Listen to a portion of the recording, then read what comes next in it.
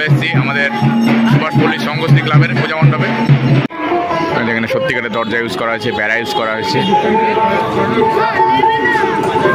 সামনে একটা বিশাল বড় দোতলা বানানো হয়েছে।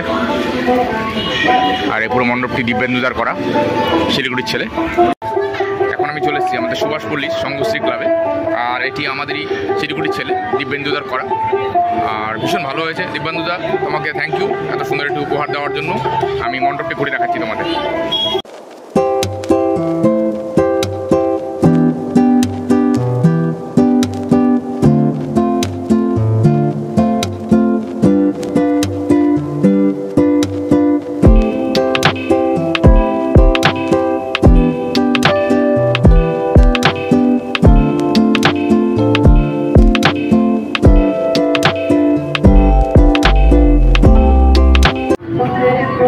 যেখানে ভাত রান্না হচ্ছে, এই হচ্ছে প্রতিমা।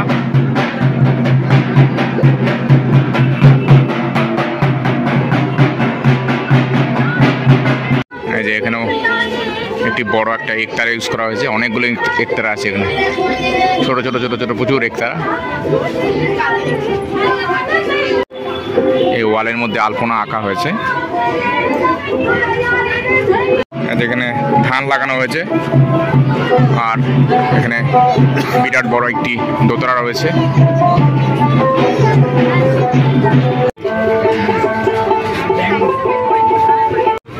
ভবঘুরের দেশে হরেক রঙের বাহার, হচ্ছে বিষয় ভাবনা দিগন্তের সুর।